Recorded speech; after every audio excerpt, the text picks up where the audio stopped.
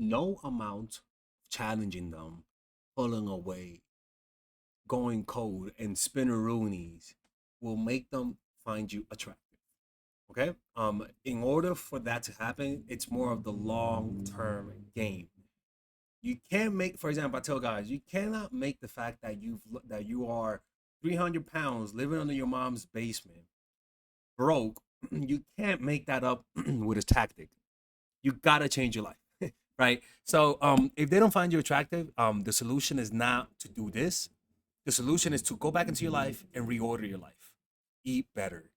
Focus on what you could change, right? Getting in shape, get eating healthier, drinking more water. Those things make you more attractive, right? Now, if they lost interest because of your goofiness, being too needy, being too creepy, right? If and also some people just have negative assumptions about your character if you're too emotionally open, right? Like if you're naturally somebody who is like, if you just came out of a relationship and you got that person because you were open and you try to do that with someone, some people might consider that needy. So there's also negative assumptions behind people who are emotionally open. That's a fact. And that's why the most people are like that nowadays because of online dating.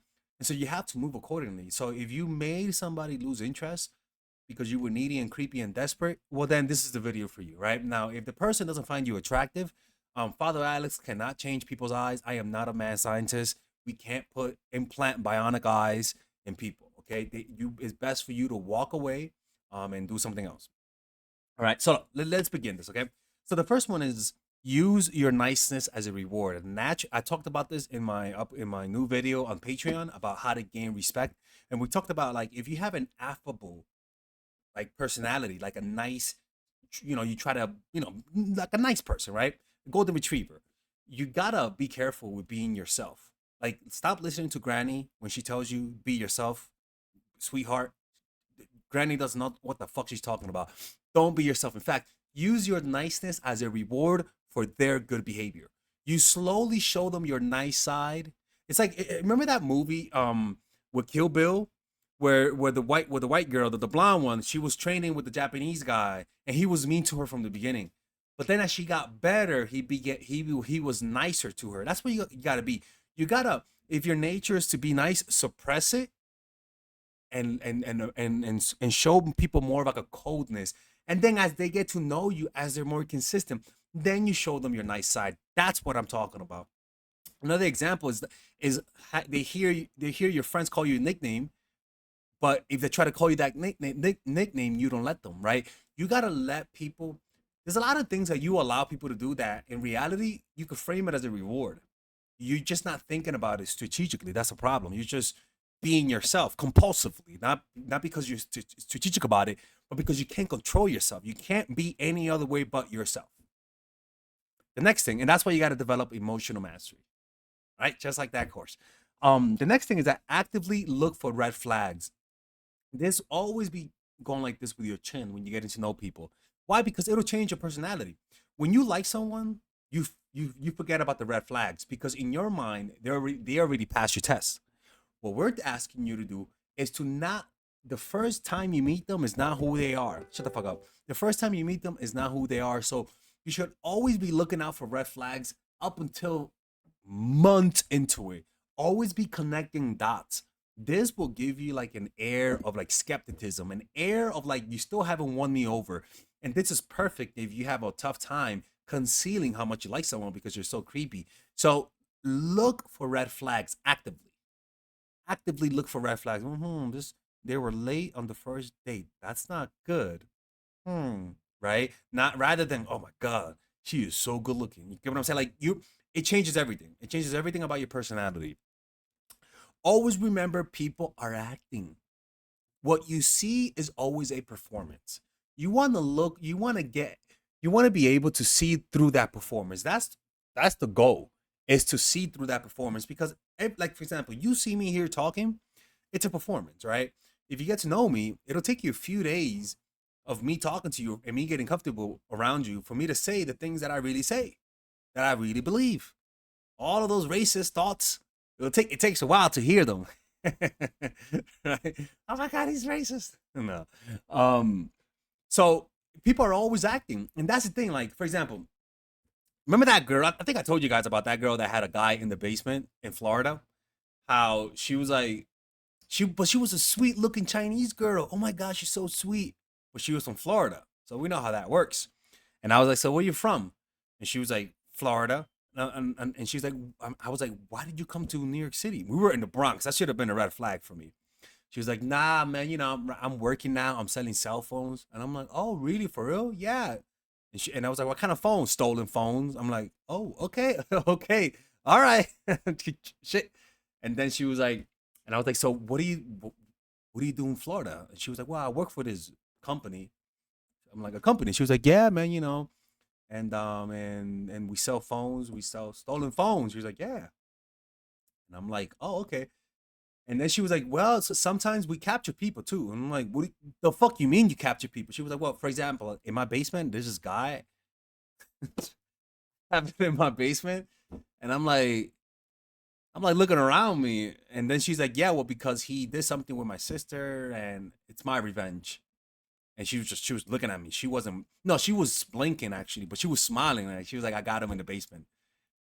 And I'm like, okay, this is not what I expected, right? And that's the crazy thing. She came across as this nice, fresh out the boat Chinese chick.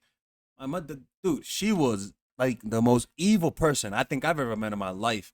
And if you saw her, you would have never guessed.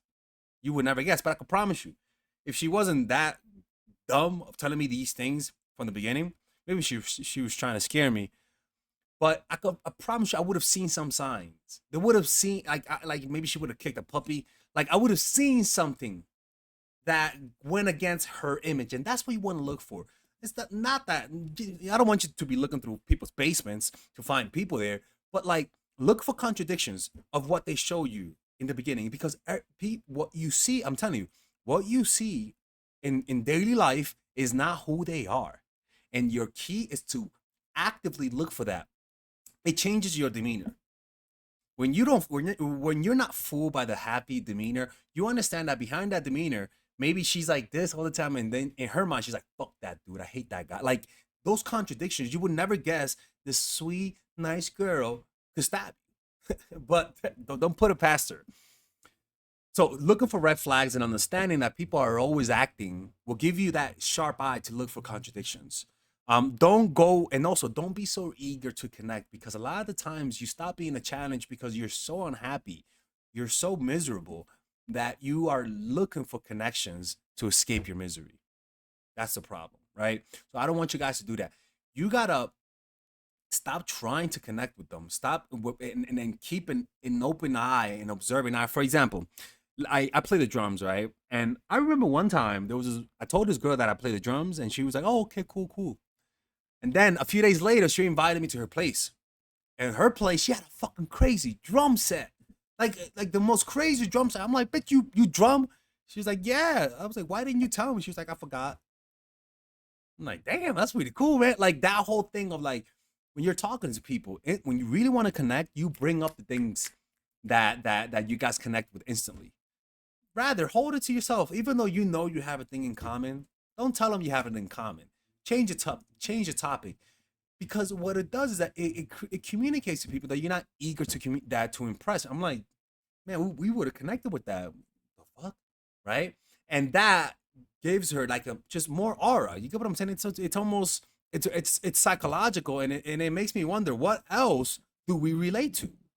Can you dunk a basketball? I don't fucking know. Like I want to know. I want to know more, right? Because usually when people are eager to be with you, they'll find shit instantly. Oh, you blink too? I blink too. Like they'll find reasons to want to connect with you. The next one is don't go for the sex. I tell guys. Even if you know she wants you, withhold it. Even if you know that she wants you to kiss her, withhold it. Make her crave it. Make her say, what's going on? Am I losing my power? Don't go for the sex. Even when you text, right? I even tell guys, like, tell her you like her. Say, I can't wait to see you. So that when you are in person, sit back and be polite. Don't even make physical contact. Because what it does is this.